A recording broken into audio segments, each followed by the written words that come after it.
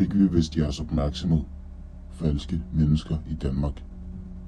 Det virker passende, at de hylder en flok kendisser og elsker dem, selvom I kender til deres grimheder og ondskab og urenheder.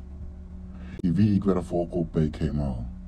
Det er nemt at sætte en facade op, hvilket minder mig rigtig meget om nogle bestemte politikere og dømmende mennesker i Danmark. Vi er trætte af, at jer i regeringen I brokker over de bøller, som løber rundt i gaderne, selvom I selv skaber dem. I skaber dem og smider dem ud. Det er på tide, I lærer at tage ansvar.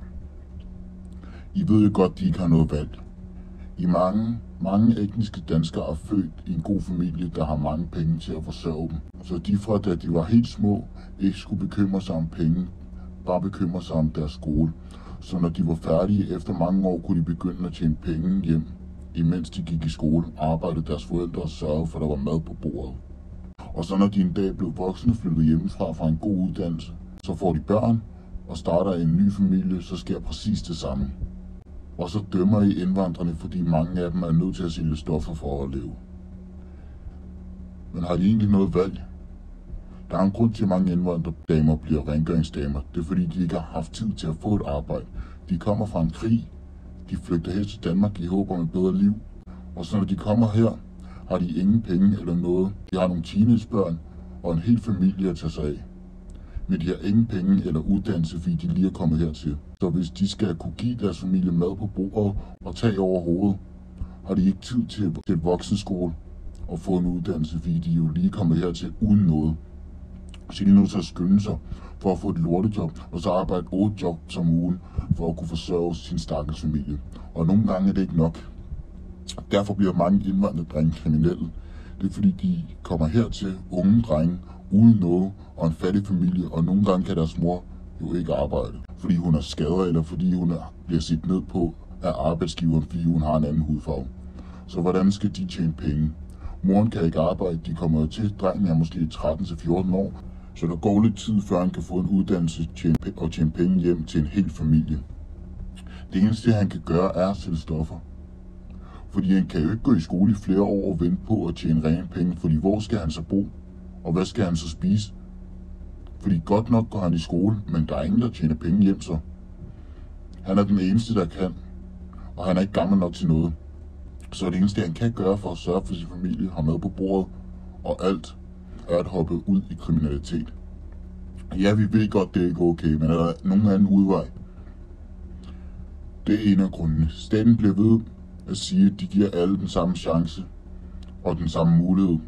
Ja, der er mange muligheder i Danmark, men det kan være lidt svært, når man først skal lære at tale dansk, blive set ned på i skolen af lærerne og mange elever, fordi man ikke snakker ordentligt dansk. Og hvordan skal moren egentlig overhovedet få et job, lige når hun kommer til Danmark, når hun ikke kan snakke dansk? Så man søger også et sted, man passer ind med folk, der ligner en selv. Og man giver nemt op på skolen, hvis dem, der er mening, der skal hjælpe og være der for en til ned på en. Og det samme med arbejdsgivere, de giver heller ikke mange chancer. Så forestil jer, at I lige er kommet til DK. Mor har ingen uddannelse. Du er omkring 14 år gammel og kan ikke snakke dansk. Hvordan vil du tjene penge? I har intet ordentligt sted at bo. I skal først lære dansk, og så lære ting i skolen. Og så skal I være færdige med skolen, og så komme på uddannelse. Hvordan kan I tjene penge i mellemtiden? Vi er trætte af at se, hvor taknemmelige jer, som er heldige er. I de heldige, og så dømmer I dem, som der er de mindre heldige. Og staten siger, at vi alle skal behandles lige, men alligevel behandler de indvandrere som små madikker. De giver endda beskyttelse til folk som Rasmus Paludan. Jeg kan forsikre jer om, hvis det var en mørk person, der gik derud og sagde det om hvide mennesker, ville han blive anholdt for mistanke om terror. Og så er der de indvandrere, der faktisk bliver færdige med skolen. Så når de er blevet færdige med skolen og er blevet studenter, smider I dem ud af landet alligevel. Der var en familie med 2 piger, som lige var blevet studenter og var klar til at skabe et godt liv for deres familie, så smider de dem ud uden nogen grund, ud af landet og tilbage til krig. I siger, de smider indvandrere ud, fordi de ikke kan opføre sig ordentligt. Men det er jo bare en dårlig undskyldning, for hvad så med dem, der godt kan opføre sig ordentligt? Som I bare har smidt ud? Hvad er jeres undskyldning til nu? Hvad har de så arbejdet så hårdt for? De har siddet i flere år og har arbejdet hårdt, imens deres lærer sagde, I kan godt gøre det. I er der snart, I får snart succes. Og så når det endelig sker, smider I dem ud uden nogen grund. Og så har jeg den frækhed stadig at sige, at alle er lige. Og alle har de samme muligheder. Og alt og intet er delt op i racer. Selvom vi lige har smidt en helt lovlydig familie ud, bare uden nogen grund. Tro mig, I havde ikke gjort det, hvis de var danskere eller hvide. Og stadigvæk sige, at alle bliver set lige her i Danmark. Jamen, det er slut nu. Husk alt det her, før I dømmer dem. Før I dømmer de uskyldige indvandrere, der bare søger et bedre liv. I har selv skabt dem. Det parti tager ansvar.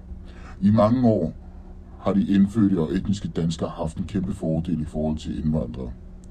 Men nu vil min gruppe forsyne jer med en måde at udjævne forholdene. Mine tilhængere og jeg helmer ikke, før alle Danmarks borgere er blevet lige. Når det mål engang er nået, vil vi sørge for, at det forbliver sådan. Vi håber, I alle er klar til at åbne jeres øjne op for sandheden. Fordi efter denne besked er sendt, vil vores oprejsning starte på ny. Fra nu af vil vi sørge for, at hele Danmark er ligeværdige. Og nu til mine tilhængere. I et stykke tid har de oplysende været tvunget til at gemme sig i skyggerne, men nu er vi talstærke nok til, at befolkningen hører på os en gang for alle. Tiden er nu inde til forandring. Det er nu slut med, at vi bare holder taler for alle jer mennesker. Det er nu tid til, at vi skrider til handling. Næste gang I hører fra os, vil det være en meget større budskab, med en besked, som hele Danmark vil høre og lægge mærke til. Næste gang I hører fra os, vil være en gang I aldrig vil glemme. Det er tid til de oplysende.